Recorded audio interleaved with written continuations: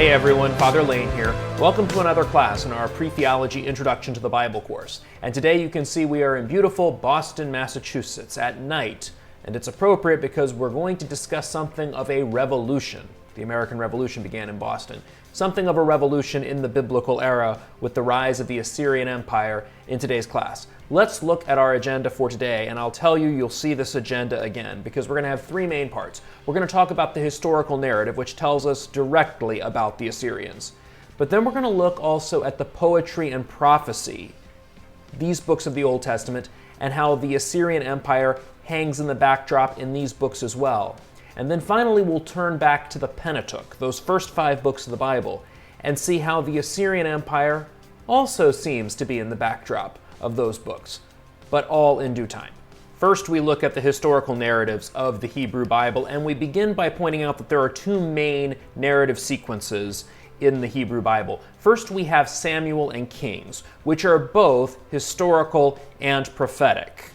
These books occur, if you look at the Hebrew canon, they occur in the prophets. Joshua, Judges, Samuel, and Kings are considered prophets and occur right before Isaiah, Jeremiah, Ezekiel, and the Book of the 12, the minor prophets.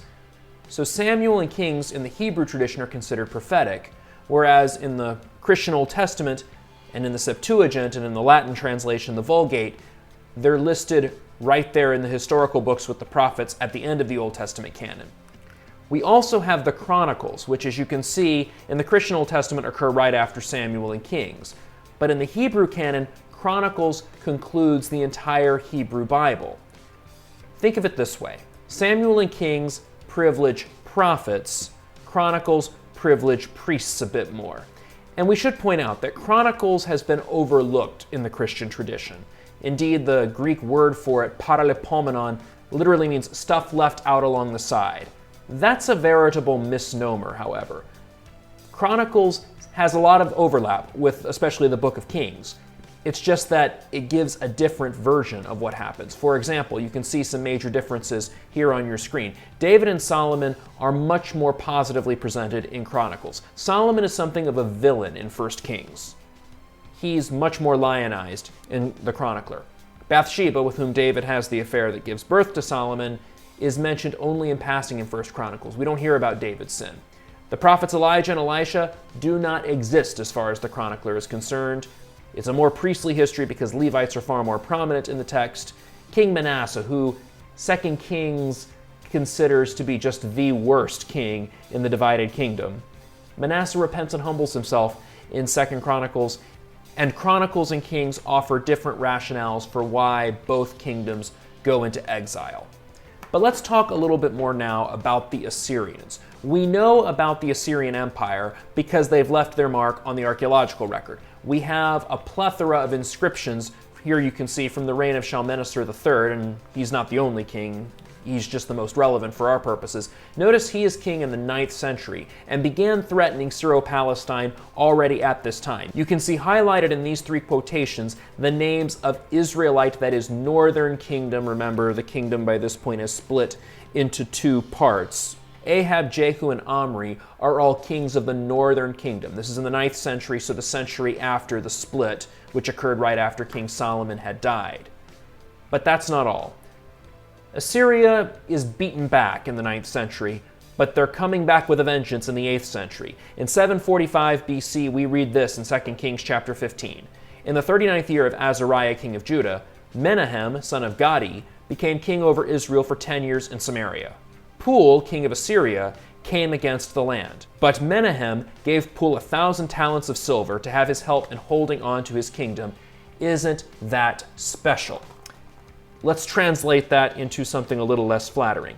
Menahem paid off Pul in tribute to keep him from invading the northern kingdom. Pul, incidentally, is known to history as Tiglath-Pileser III, the most vengeful of Assyrian kings. It is he who begins the Assyrian Great Program of Expansion. Ultimately, this program of expansion leads Assyria to conquer the northern kingdom as well as a number of other kingdoms. But in 2 Kings 17, we read, "In Hoshea's 9th year, the king of Assyria took Samaria, deported the Israelites to Assyria, and settled them in Halah at the Habor, a river of Gozan, and in the cities of the Medes. This is how the northern kingdom came to an end, never to be seen nor heard from again. But that's not all. A few decades later, they threatened the southern kingdom. In 701 BC, the Assyrian king Sennacherib threatens the kingdom of Judah, at that time led by King Hezekiah. Here's what happens in 2 Kings 19.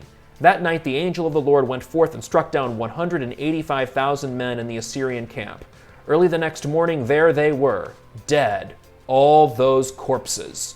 So Sennacherib, the king of Assyria, broke camp, departed, returned home, and stayed in Nineveh. Remember, Nineveh is the capital of Assyria during this time period.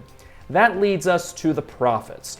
The prophets you can see on this diagram. I'm going to return to this diagram. I call them my prophetic pigeonholes. When I would write this on the board manually back before I started doing all this on YouTube, I would draw circles and I would put all of these prophets in these pigeonholes. For our purposes, you can see we have this top row of prophets all set against an Assyrian backdrop. You've got Hosea, Amos, and Micah, three minor prophets, and Isaiah, at least the beginning of it, is your major prophet of this era. Hosea and Amos are written before Tiglath-Pileser III comes to Syro-Palestine, but already threats are on the horizon. Incidentally, both Hosea and Amos are unique in that they're written to the northern kingdom rather than the southern kingdom.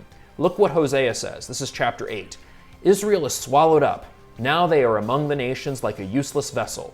For they went up to Assyria, a wild ass off on its own. Ephraim bargained for lovers. Ephraim is one of the prominent tribes of the northern kingdom. So this is already telling us about how Assyria is going to exile the northern kingdom. We read on, this is the prophet Isaiah talking about how the Assyrians are going to threaten the southern kingdom. On that day the Lord shall shave with the razor hired from across the river in question is the Euphrates, the king of Assyria, the head and the hair of the quote-unquote feet. It's not really the feet, that's a euphemism for another part of the male anatomy. It shall also shave off the beard. That is, the Assyrians are going to come and emasculate and humiliate the southern kingdom, and that's exactly what's going to happen. However, Assyria's days will come to an end. In the late 7th century, in 614 and in 612, their two most prominent cities, Ashur and Nineveh, fall, and the prophet Nahum is there to mock the Ninevites. He says, I now come against you, oracle of the Lord of hosts, and I will lift your skirt above your face. I will show your nakedness to the nations, to the kingdoms your shame, until everyone who sees you runs from you, saying, Nineveh is destroyed, who can pity her? Where can I find any to console you? Incidentally, Nineveh, as was the case in the ancient Near East, like any city, is personified as a woman, and this is a bit sexist, but that's how they talked back then. That brings us to the Pentateuch. Now, the Pentateuch tells Israel's vocation story. These first 5 books of the Bible give us a continuous narrative from the dawn of creation until the death of Moses, as the people of Israel are just outside the Promised Land, ready to enter into their Canaanite inheritance.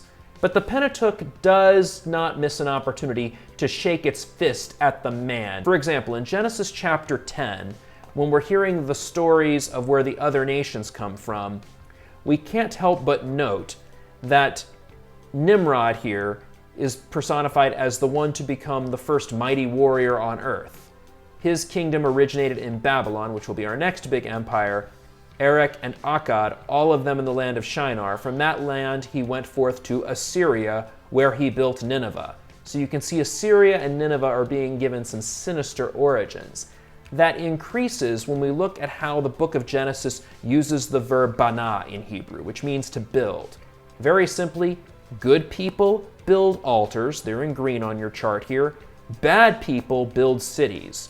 So what we're seeing is Israel, as it organizes its collective memory, is a nomadic people, a humbler people, telling off these richer cities with all their imperial might, all this treasure they've stolen through tribute, which Israelite kings have been forced to give to them. It's an interesting story. I can't wait to go into further detail with it. Until then, read well and pray well.